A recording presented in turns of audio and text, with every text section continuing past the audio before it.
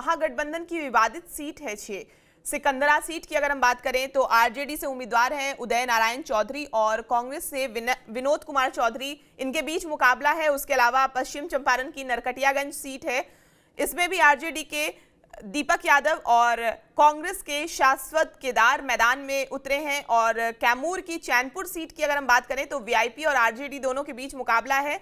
गोविंद बिंद और आरजेडी से बृजकिशोर बिंद के बीच चुनावी मैदान में दोनों उतरे हैं, उनके बीच मुकाबला है। भागलपुर की अगर हम बात करें तो कहलगांव और सुल्तानगंज दोनों सीट से आरजेडी और कांग्रेस दोनों के उम्मीदवार हैं। उसके अलावा हम सासाराम की करगहर सीट की भी बात करें तो सीपीआई और कांग्रेस दोनों के उम्मीदवार चुनावी मैदान में है। क्या आपको लग रहा है, क्या असर पड़ेगा इसका? देखिए, कुटुंबा से खुद प्रदेश अध्यक्ष खड़े और प्रदेश अध्यक्ष किस तरह का परफॉर्मेंस, मैं राजेश राम की बात कर रहा हूँ। 56 साल के राजेश राम है और एनडीए से उनके सामने ललन राम को उतारा गया है। हिंदुस्तानी आवाम मोर्चा के ललन राम है और कहा यह जा रहा है कि राजेश राम के खिलाफ एंटी इनकम्बेंसी है। उनके ऊपर ये आरोप है कि वो लोगों से मिलते नहीं है, इजिली एक्सेसिबल नहीं है। और ये स्थिति तमाम सिटिंग एमएलए के साथ है, चाहे किसी पार्टी के साथ के विधायक हो। तो ऐसे में जनता बड़ा नाम देखती है या जनता काम देखती है, ये बहुत इंपॉर्टेंट हो जाता है।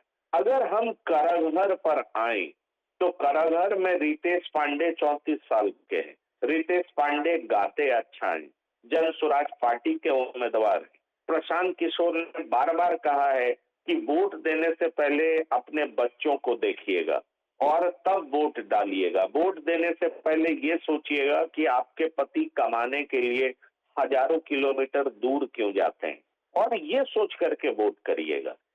क्या जन स्वराज सुप्रीमो प्रशांत किशोर भी किसी तरीके से असर डाल पाएंगे? क्या पहले फेज में कुछ सीटों पर उनका असर दिखा है, मैंने खुद जमीन पर इसको देखा, लेकिन ओवरऑल वो जीत में तब्दील हो पाएगा?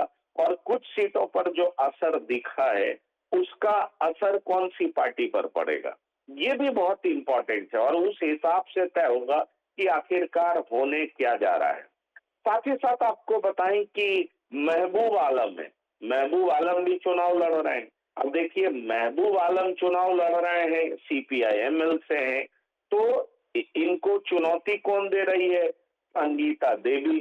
अब संगीता देवी को बहुत मजबूत उम्मीदवार नहीं माना जा रहा, मैं आपको ये बता दूं, क्योंकि कई सारे ऐसे उम्मीदवार हैं जिनको लेकर के चर्चा है, खास तौर पर एलजेपीआर के उम्मीदवार को लेकर के कि एलजेपीआर के उम्मीदवार ये कितने वोटों से हारेंगी या हारेंगे, पालीगंज के उम्मीदवार कितने वोट से हारेंगे, फतुहा से के उम्मीदवार कितने वोट से हारेंगे, ये जो बलरामपुर के उम्मीदवार हैं संगीता देवी कितने वोट से हारेंगी। वैसे कई बार ये भी देखा जाता है कि आपका उम्मीदवार कमजोर हो लेकिन हवा उस गठबंधन या पार्टी के पक्ष में बह रहा हो तो कमजोर उम्मीदवार भी चुनाव जीत लेता है। ऐसा क्या होगा, परिणाम में पता चलेगा।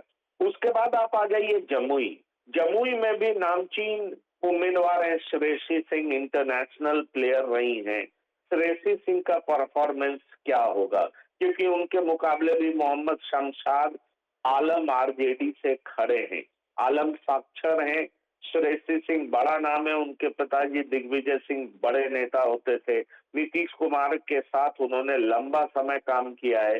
बाद में दोनों की अदावत हो गई थी क्योंकि जॉर्ज के साथ दिग्विजय सिंह थे। अब श्रेयसी सिंह बीजेपी से उम्मीदवार हैं, ये कैसा परफॉर्म करती हैं, ये देखना दिलचस्प होगा। साथ ही साथ मैं आपको ये भी बताना चाहूंगा कि बेतिया से रेणु देवी, ये मैं कुछ बड़े नामों की चर्चा कर रहा हूँ। रेणु देवी उप मुख्यमंत्री रह चुकी हैं, 12वीं पास हैं, तो इन पर 2 आपराधिक मुकदमा है। रेणु देवी कैसा परफॉर्म करती हैं, क्योंकि इनके सामने मोहम्मद शमीम अख्तर मैदान में है। तो सवाल उठता है कि क्या इनको फिर से रेणु देवी पटक देंगी।